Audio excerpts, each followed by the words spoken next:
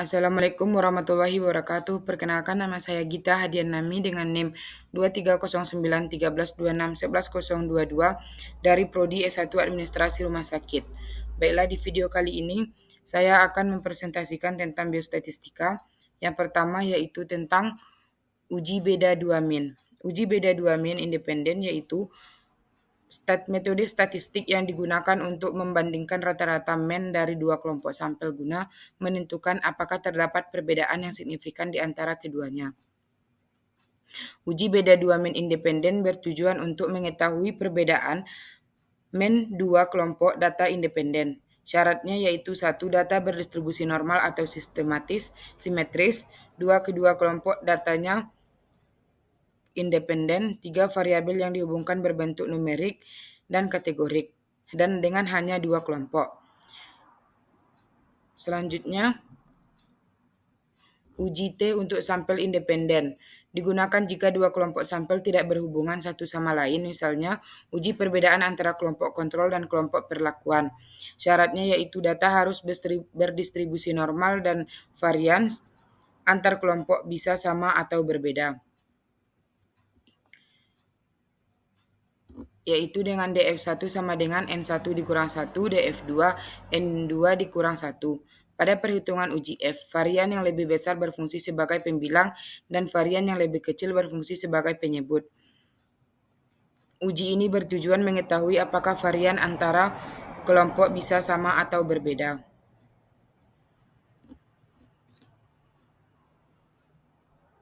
Adapun contoh soalnya uji dua min yaitu seorang peneliti ingin mengetahui apakah terdapat perbedaan rata-rata kadar gula darah antara kelompok pasien yang diberikan obat A dan kelompok pasien yang diberikan obat B.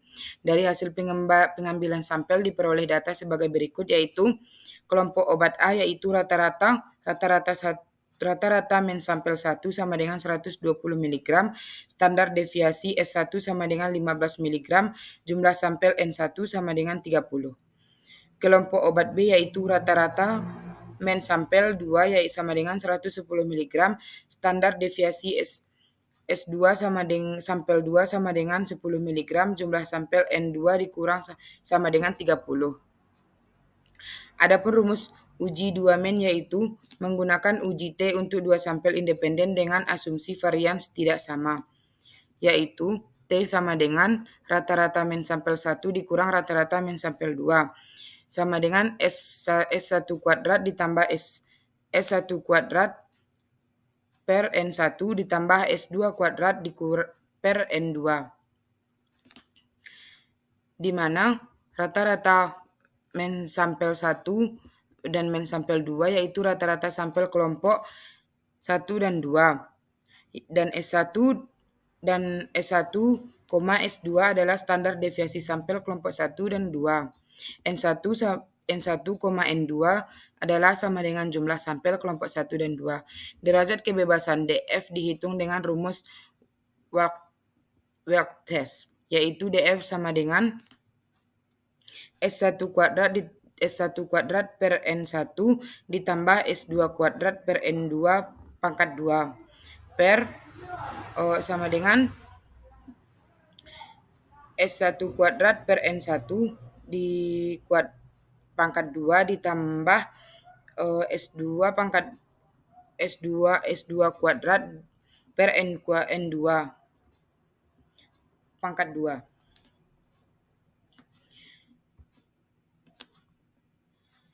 Dan cara mencarinya adalah hitunglah nilai T. T sama dengan 120 dikurang 110 per akar dari akar 15 kuadrat per 30 ditambah 10 kuadrat per 30. T sama dengan hasilnya dari 120 dikurang 110 itu dapat 10 per akar 225 per 30 ditambah 100 per 30. T sama dengan 10, akar dari 7,5 ditambah 3,33. T sama dengan 10, akar 10,83. T sama dengan 10 per 3,29 sama dengan 3,04. Yang pertama yaitu tentukan derajat kebebasan DF-nya. DF-nya sama dengan 225/30 ditambah 100/30 pangkat 2 per 225/30 per 29 ditambah 100/30/29 akar 2, dan setelah dihitung kira-kira hasil DF-nya yaitu 48. 1. Bandingkan dengan T tabel dengan DF sama dengan 48 dan standar deviasinya sama dengan 0,05 untuk uji dua sisi. Nilai kritis T tabel adalah lebih kurang 2,01. Karena nilai T hitung sama dengan 3,04 lebih besar dari T tabel sama dengan 2,01, maka kita tolak H0-nya. Kesimpulannya adalah, karena T hitung berada di luar daerah penerimaan, maka terdapat perbedaan yang signifikan dalam kadar gula darah antara pasien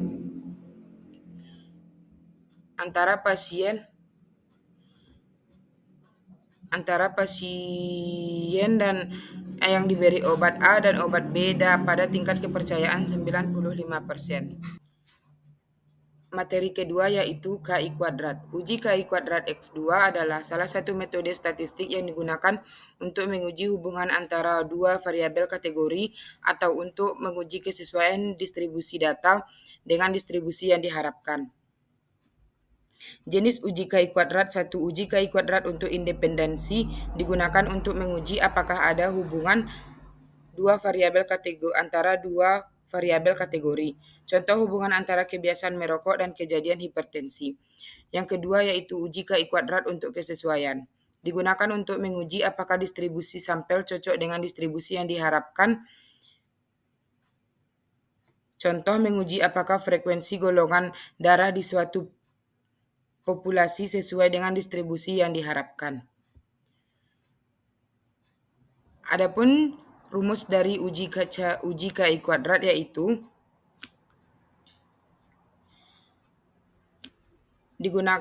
uji KI kuadrat digunakan untuk menguji hubungan antara dua variabel kategori. Rumusnya yaitu X kuadrat sama dengan sigma dalam kurung 0 dikurang E pangkat 2 per R per F1. Di mana 0 sama dengan observed frekuensi atau frekuensi yang diamati dalam tabel, dan E sama dengan expected frekuensi yaitu frekuensi harapan. Rumus frekuensi harapan E untuk setiap sel lalu dihitung sebagai E sama dengan total baris dikali total kolom per total keseluruhan. Derajat kebebasan DF dihitung dengan DF sama dengan B dikurang 1 dikali K dikurang 1. Adapun contoh soal uji KI kuadrat yaitu, seorang peneliti ingin mengetahui apakah terdapat hubungan antara jenis diet dengan status kesehatan seseorang. Data yang diperoleh dari 200 responden disajikan dalam tabel berikut yaitu status kesehatan, ada diet A, diet B, dan totalnya. Dengan tingkat signifikan, standar deviasinya yaitu sama dengan 0,05, uji apakah ada hubungan antara jenis diet dan status kesehatannya. Dan cara mencarinya yaitu, yang pertama hitung frekuensi harapan yaitu E untuk sehat diet A. Untuk E-nya sama dengan dalam kurung 120 dikali 90 per 200, hasilnya sama dengan 54. Untuk sehat diet B, E-nya sama dengan dalam kurung 120 dikali 110 per 200, hasilnya sama dengan 66. Untuk tidak sehat diet A-nya yaitu E sama dengan dalam kurung 80 dikali 90 per 200 sama dengan 36. Untuk tidak sehat diet B-nya yaitu E sama dengan dalam kurung 80 dikali 110 per 200, hasilnya sama dengan 44. Maka hasilnya akan kita masukkan ke dalam tabel yaitu status kesehatannya, diet A, diet B, sehat dan tidak sehatnya. Kita masukkan jumlah total yang sudah didapatkan tadi.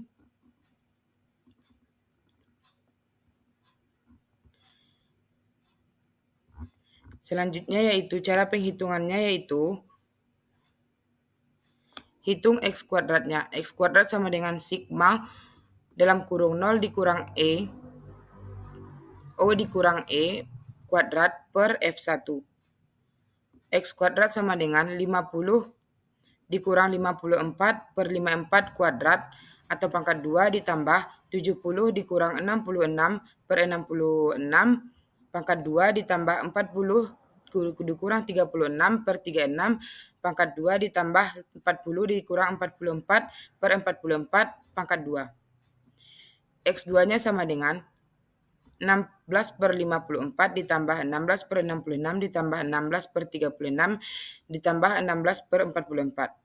Hasilnya X kuadrat sama dengan 0,296 ditambah 0,242 ditambah 0,444 ditambah 0,364. Hasilnya itu X kuadrat sama dengan 1,346.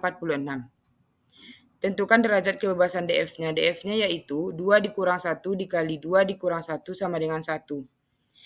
Yang pertama, dibandingkan dengan nilai kritis dari tabel Chi kuadrat dengan DF sama dengan 1 dan standar deviasi sama dengan 0,05, nilai kritis X kuadrat adalah 3,841.